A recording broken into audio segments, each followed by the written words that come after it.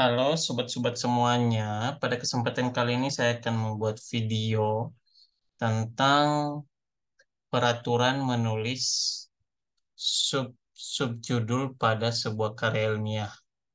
Nah, pada hakikatnya peraturan subjudul ini diatur oleh masing-masing instansi atau perguruan tinggi, sehingga pada video kali ini saya menjelaskan tentang peraturan peletakan tatanan subjudul atau tataran subjudul itu di sebuah instansi, yaitu Fakultas Agama Kristen Universitas Kristen Immanuel, yang pada hakikatnya memiliki aturan atau standar dalam menulis subjudul.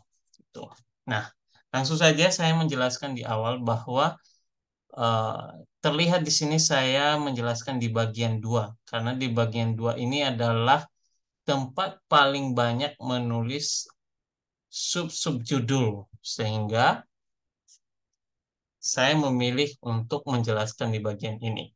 Andai kata teman-teman membahas tentang sebuah prinsip peranan Allah contohnya, maka di dalam landasan teori ini memiliki beberapa eh, sub-subjudul.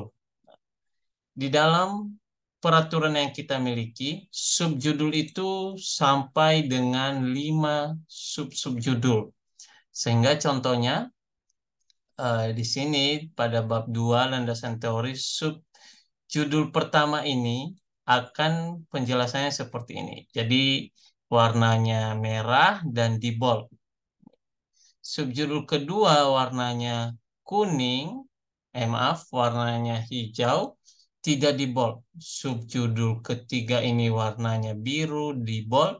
Subjudul ini keempat warnanya oranye atau coklat, tidak di bold. Sedangkan subjudul kelima di bold dan lihat posisinya. Oke. Jadi subjudul pertama ini biasanya eh, turunan atau keterangan dari landasan teori. Jadi apa saja landasan teori di bab 2 itu? Ternyata terbagi dari ini, satu, dua, tiga, empat. Ada 4 subjudul yang besar di bawah landasan teori ini, yaitu satu, prinsip peranan Allah, kedua, tafsiran kitab raja-raja, ketiga, metode penerapan peranan Allah, dan hipotesis. Jadi ini setara semua, teman-teman. Tatarannya sama, sehingga ini diletakkan di tengah, rata tengah. Ya, jadi subjudul pertama itu diletakkan rata tengah dan di bold atau ditebalkan seperti ini. Nah, ini adalah bagian bawah atau turunan penjelasan subjudul dari landasan teori ini. Kemudian subjudul pertama ini tentunya dia punya penjelasan lebih banyak lagi sehingga perlu dibuat subjudul kecilnya atau bagian yang perlu dijelaskan. Contohnya dia ingin menjelaskan prinsip peranan Allah, tapi nggak cukup dalam beberapa paragraf, sehingga dijelaskan pada bagian subjudul, sehingga itu disebut subjudul kedua. Subjudul kedua ini tentunya adalah bawahan dari subjudul pertama. Contohnya kalau membahas prinsip peranan Allah, maka subjudul kedua yaitu menjelaskan tentang prinsip peranan Allah itu. Bagaimana prinsip peranan Allah? Ya, pastinya dia eh, membahas tentang mendatangi Elia pada saat tidur, Allah memberikan makan, Allah meneguhkan pikiran Elia. Jadi ini bagian dari tataran subjudul pertama ini. Dia menjelaskan untuk sub-subjudul kecilnya ini. Kemudian subjudul ketiga ini anakan atau bawahannya dari subjudul kedua. Gitu. Jadi jika seandainya Allah meneguhkan pikiran Elia, kemudian bagaimana kita ingin menjelaskan bagian kecilnya lagi. Ini tentunya mungkin Allah meneguhkan pikiran Elia, mungkin tentunya banyak ya penjelasannya sehingga kita perlu membuatnya lebih rinci seperti itu dan kita bagi dalam bentuk subjudul kecil. Nah, penulisan subjudul kecil dari subjudul kedua ini ditulis di rata kiri, ditebalkan seperti ini. Nah, ditebalkan seperti ini. Nah, anggaplah ini adalah bagian dari subjudul kedua, Allah meneguhkan pikiran Elia. Dan peletakan subjudul ketiganya itu, atau bawahan dari subjudul kedua ini, berada di rata kiri, tidak di bold. Maaf, rata kiri di bold.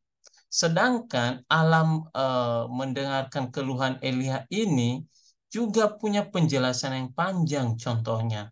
Sehingga sangat baik bila disimpulkan dalam sebuah subjudul.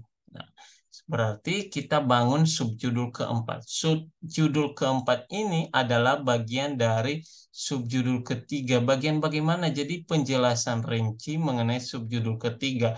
Bila ini membahas Allah mendengarkan keluhan Elia, bagaimana proses Allah mendengarkan keluhan Elia? Ya, pertama pembukaan konseling, kemudian memberikan tanggapan. Contohnya seperti itu. Nah, selanjutnya, subjudul keempat juga dalam memberikan tanggapan masih perlu dijelaskan secara lebih detail lagi, sehingga perlu yang namanya subjudul kelima. Maka dengan itu akan dijelaskan lebih rinci dalam sub-subjudul. Contohnya subjudul keempat ini memberikan tanggapan, perlu lagi menjelaskan. Contohnya eh, Allah memulai dengan pertanyaan kembali gitu, menanyakan ulang seperti itu. Baru setelah itu Allah mencoba memberikan argumentasi. Nah, ini adalah bagian dari penjelasan ini. Kira-kira begitu teman-teman mengenai cara mengatur subjudul pada instansi Fakultas Agama Kristen, Universitas Kristen Immanuel. Jadi ini tergantung masing-masing instansi ya. Bagi yang menonton video ini secara global atau publik, jangan bertanya kenapa seperti itu peraturannya. Nah, jadi itu karena kita punya pedoman sendiri, aturan sendiri dalam hal ini. Itu teman-teman, demikian informasi yang saya sampaikan. Semoga dapat membantu. Tuhan Yesus memberkati.